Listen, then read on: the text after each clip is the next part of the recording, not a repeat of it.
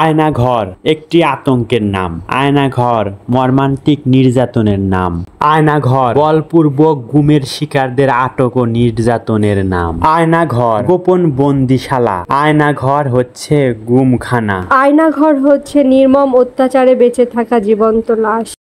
আলহামদুলিল্লাহ, দারাজ থেকে অর্ডার দিয়েছিলাম সেই লকডাউনের সময় যখন কারফিউ ছিল, দেরিতে হলেও আর কি পেয়েছি। আসলে ওদেরও কোনো দোষ নাই, সারা দেশের যে অবস্থা সবকিছু বন্ধ ছিল, এই কারণে ওরাও দিতে পারেনি।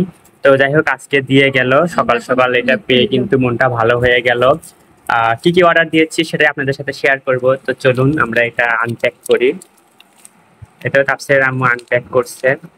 এতক্ষণ ধরে তো আপনাদের সাথে অনেক বকবক করলাম, আসল কথাটাই বলা হয়নি। মানে সবাই কেমন আছেন এই সম্বোধনটা আসলে সবসময় ভিডিওর শুরুতে বলি, কিন্তু আজকে সামহাও বলা হয়ে ওঠেনি। তো আসসালামু আলাইকুম, কেমন আছেন আমার প্রিয় আপু এবং ভাইয়ারা? আমরা আলহামদুলিল্লাহ ভালো আছি। যে যেখান থেকে আমাদের আজকের ভিডিওটি দেখছেন সবাইকে নতুন একটা ডেইলি লাইফ ব্লগ দেখার আমন্ত্রণ জানিয়ে শুরু করছি আমরা আমাদের আজকের ভিডিওটি। আর যেটা রেগুলার বলে থাকি, প্লিজ ভিডিওর শুরুতে ছোট্ট করে একটা লাইক দিয়ে ভিডিওটি কন্টিনিউ করবেন।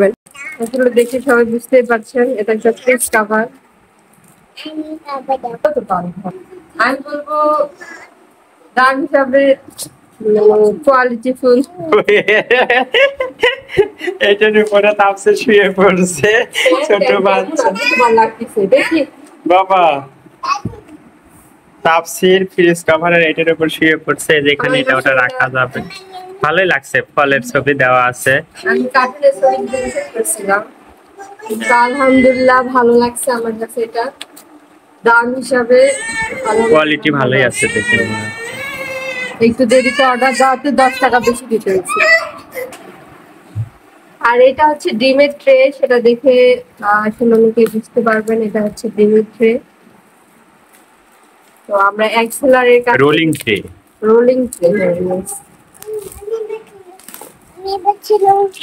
বাবা তুমি পাচ্ছ না, দেখি ভিতরে সব ঠিকঠাক আছে কিনা, তাহলেই আলহামদুলিল্লাহ। প্যাকেটিংটা ভালো লেগেছে। দেখি আপু এটা কি, দেখি এদিকে সরতে।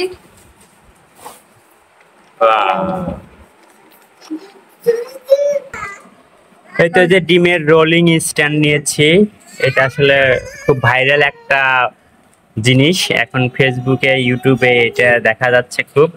তো ভালোই লেগেছিল, এই কারণে এটা নিলাম। দেখা যাক ডিম রাখার পরে কেমন হয়।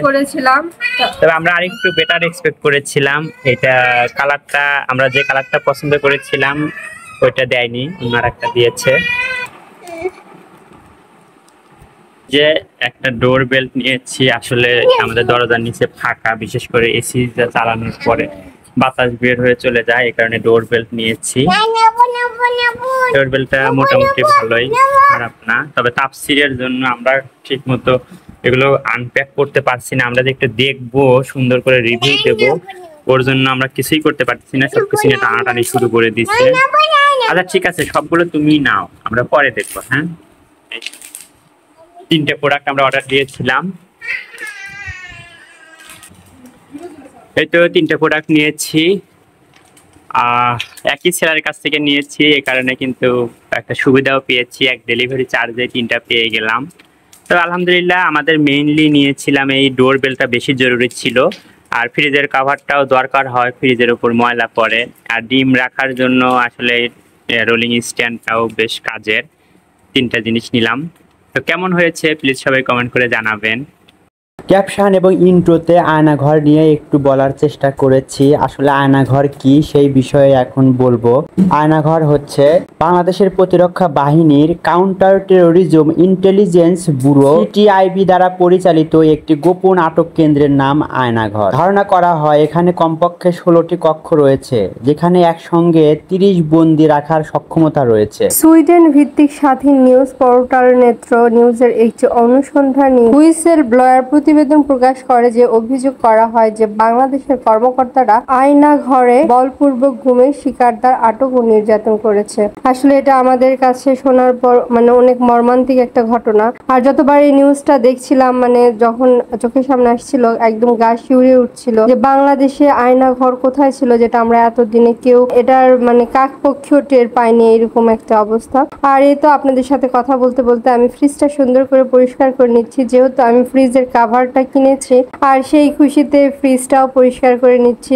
যে কোনো ঘরের নতুন জিনিস যদি কেনা হয় তাহলে দেখা যায় সবকিছুই অনেক ঝকঝকে পরিষ্কার করতে ইচ্ছে করে। তো যাই হোক, আমি আমার সাধ্য মতো সবকিছু পরিষ্কার করার চেষ্টা করছি, ভিতরের দিকে না, ফ্রিজের বাহিরে আমি পুরাটাই একদম মানে লাইজল দিয়ে একদম ডিপ ক্লিন করে নিচ্ছি। দেন তার উপরে আমি হচ্ছে কভারটা লাগিয়ে দিব। আসলে অনেক দিন ধরে দেখা যাচ্ছে যে ফ্রিজ আমার ওইভাবে ফ্রিজের বাহিরে ক্লিন করা হয় না। আর উপরে দেখে আপনারা অবশ্যই বুঝতেই পারছেন যে উপরের অংশটা কতটা ধুলা ছিল, যার কারণে আমি আগে পানি ইউজ না করে সর্বপ্রথম টিস্যু দিয়ে যে উপরের যে ধুলা বালি ময়লা ছিল সেটাই সুন্দর করে ক্লিন করে নিচ্ছিলাম। তারপরে আমি ভিজা তাওয়াল দিয়ে উপরে সুন্দর করে ক্লিন করে নেব। এইদিকে ফ্রিজের উপরের অংশটা আমি ক্লিন করতে থাকি আর অন্যদিকে আমি আমার একটা প্রিয় আপুর কমেন্ট করে নিই। আপুটা আমাদের চ্যানেলের নতুন, কিন্তু আপু এত সুন্দর করে কমেন্ট করেছে, অনেক সুন্দর করে এবং অনেক বড় একটা কমেন্ট করেছে। আসলে কমেন্টটা যতই বড় হোক না কেন এত সুন্দরভাবে বলেছে যে কমেন্ট না পড়ে থাকতে পারলাম না। শারমিনস কিচেন আইডি থেকে আপু লিখেছেন, আসসালামু আলাইকুম ভাইয়া আপু,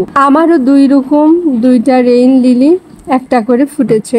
অনেকগুলো রেইন লিলির কালার আছে আমার কাছে, কিন্তু আপনারগুলো তো অনেকগুলো ফুটেছে, দেখে অনেক ভালো লাগলো। গাছগুলো সবগুলোই অনেক সুন্দর, শেষের কথাগুলো অনেক ভালো লাগলো। ছোট ভাই বোন আমাদের সন্তানের মতন হয়। সেমাই রান্নাটা যেমনই হোক দেখেই বোঝা যাচ্ছে অনেক মজার হয়েছিল।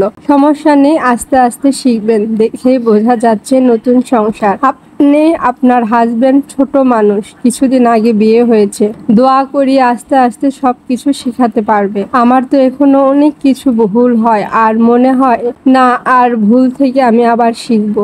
ভালো লাগলো চাদরটা, সত্যি অনেক সুন্দর। তারপর আম্মু দিয়েছে সবচেয়ে বেশি সুন্দর। আর এই তো আপুর কমেন্ট পড়ার পর আমি আমার অলরেডি ফ্রিজের কাভারটা কিন্তু সুন্দর করে বিছিয়ে নিয়েছি এবং তার উপর আমি সুন্দর একটা মানি প্লান্ট রেখেছি। বিশ্বাস করুন কাভারটা এত বেশি সুন্দর হয়েছিল। কোন একটা ভিডিওতে সালমা আপু যখন দারাজ থেকে এই ফ্রিজের কাভারটা নিয়েছিল, আপুকে আমি জিজ্ঞাসা করছিলাম যে আপু কাভারটা আসলে কেমন। তো যাই হোক, আলহামদুলিল্লাহ আমার কাছে কাভারটা অনেক ভালো লেগেছে এবং খুব যে একটা পাতলা তা না। আপনারা চাইলে ফ্রিজের উপর এরকম সুন্দর কালারের কাভার রেখে দিতে পারেন, অনেক বেশি ভালো লাগবে।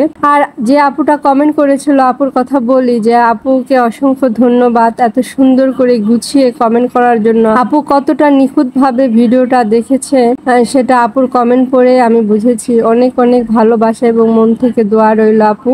এই তো ডিমের যে রোলিং স্ট্যান্ড সেখানে ডিম রেখেছি, মোটামুটি ভালোই আছে, তবে একটা সরালেই যে ডিম চলে আসবে তা না। অনেক সময় দেখা যায় যে আটকে থাকে, যে উপরের গুলো আটকে গেল, ওগুলো কিন্তু বাবা ভেঙে যাবে। উপরের গুলো যে আটকে আছে, হ্যাঁ ভেঙে যায়নি, দেখা যায় যে সবসময় যায় না।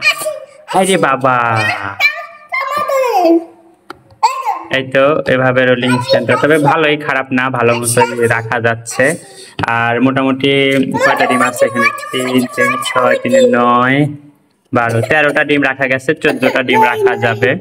একটু বড় ছোট সাইজ, আর একটু ছোট সাইজ হলে 14টা ডিম ভালো মতো আসবে। থাকা হয়েছে, সেটা নামবে না। এই তো এভাবে রোলিং স্ট্যান্ডের ডিমটা আমরা রেখেছি, খারাপ না, ভালোই আছে। মোটামুটি ডিম রাখার একটা ভালো ব্যবস্থা। এই তো যে ডোরবেলটা আমি লাগাচ্ছি, অনায়াসে ঢুকে যায়। আর এটা হালকাই আছে, অত মোটা না। দরজার নিচে হালকা একটু যদি ফাঁকা থাকে তাতে এটা ঢুকানো যাবে। তবে আমার যেটা হয়েছে অল্প একটু ছোট হয়েছে, আর একটু বড় হলে সেটা ভালো হতো। তো এটা মিডল বরাবরই রাখতে হবে। আসলে আমাদের দরজাটা হয়তো বড়, এই কারণে এটা একটু ছোট হয়েছে। যেমন আর একটুখানি 2 ইঞ্চি বড় হলে মোটামুটি পুরোটা কভার হতো।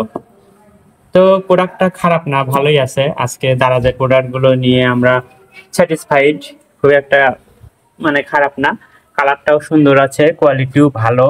যাই হোক, ঘরের নতুন যে কোনো একটা জিনিস কিনলে এত বেশি ভালো লাগা কাজ করে তার বলে বোঝাতে পারবো না। সবকিছু আর কি করে নিয়েছি, ফ্রিজের কাভার, তারপরে ডিম রেখে দিলাম। দেন তাফসিরের বাবা সুন্দর মতো ডোর বেলটা সেট করে দিল। আসলে আমাদের গেটের নিচে অনেকটা ফাঁপালো ছিল, এসি দিলে দেখা যায় মানে বাইরে বাতাস বের হয়ে যায়। এটা দেওয়াতে আলহামদুলিল্লাহ আর বের হবে না এবং কোনো পোকামাকড় আসবে না। আপনারা চাইলে এই সুন্দর জিনিসটা অবশ্যই কিনে নিতে পারেন। আমি এখানে কোনো মানে প্রমোশনাল ভাবে কিছু বলতেছি না, আমার কাছে ভালো লেগেছে সেটুকুই আপনাদের সাথে শেয়ার করলাম। আর রান্না করতে এসে যে মস্ত বড় একটা ভুল করে ফেলবো সেটা আসলে বুঝতে পারিনি। কি ভুল সেটা না হয় আপনাদের সাথে একটু পরে শেয়ার করছি। তার আগে চলুন আরেকটা প্রিয় আপুর কমেন্ট পড়ে নেই। সেটা হচ্ছে দেশি কুকিংস আইডি থেকে আপু লিখেছেন, প্রিয় ভালোবাসার মিষ্টি বোন, কেমন আছো? সকালে বারান্দায় ফুটন্ত ফুলগুলো দেখতে ভীষণ ভালো লাগছিল। তোমার বিছানার চাদরটা সত্যিই সুন্দর, আর সবচেয়ে বড় কথা হচ্ছে এই চাদরটায় মায়ের ভালোবাসা আছে। আপু, আমার ছোট ভাইটা এখন তোমার কাছে, তার যত্ন করো বোন।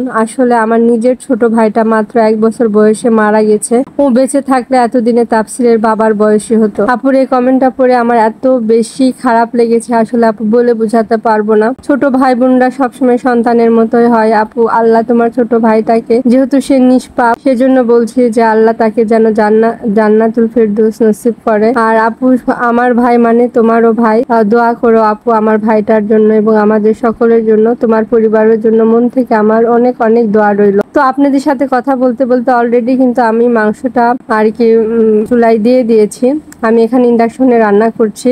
আর যে ভুলটা আমি করেছি সেটা হচ্ছে মানে মাংস রান্না করেছি, যখন খেতে নিয়েছি তখন আমি বুঝতে পারছি যেটা গরুর মাংস না, আমি অলরেডি খাসির মাংস রান্না করছি। বলুন তো এত বড় ভুল কি মেনে নেওয়া যায়? মানে আমি গরুর মাংস খাসির মাংস তফাৎটাই আজকাল বুঝতে পারলাম না। মানে এত দিন ধরে সংসার করছি, আমি ফার্স্টে যখন ভিজাইছিলাম তখনও ভাবছি মানে গরুর মাংস রান্না করছি, গরুর মাংস ভেবে যখন খেতে নিয়েছি তখন তাফসিরের বাবা আর আমি খাওয়ার পর বুঝছি যে না, এটা গরুর মাংস না, এটা খাসির মাংস। আসলে এই ভুলটাই আমি করেছি। আসলে মনের আনন্দে আজকে রান্না করছি, কারণ সেটা তো আপনারা জানেন সুন্দর কিছু জিনিস কিনেছি আর অনেকটা ভালো লাগা কাজ করছে। তো যাই হোক, আপনাদের সাথে কথা বলতে বলতে আমার মাংস রান্নাটাও কিন্তু অলরেডি হয়ে গিয়েছে আর আমি সেটা সুন্দর করে এখন বাটিতে সার্ভ করে নিচ্ছি। আর সেই সাথে ওই যে শুরুতে আয়নাঘর সম্পর্কে যা বললাম সেটা নিয়ে অনেক বেশি খারাপ লাগা কাজ করছে। দেশের এই অবস্থা, আমরা আল্লাহর কাছে দোয়া করব তাড়াতাড়ি যেন সবকিছু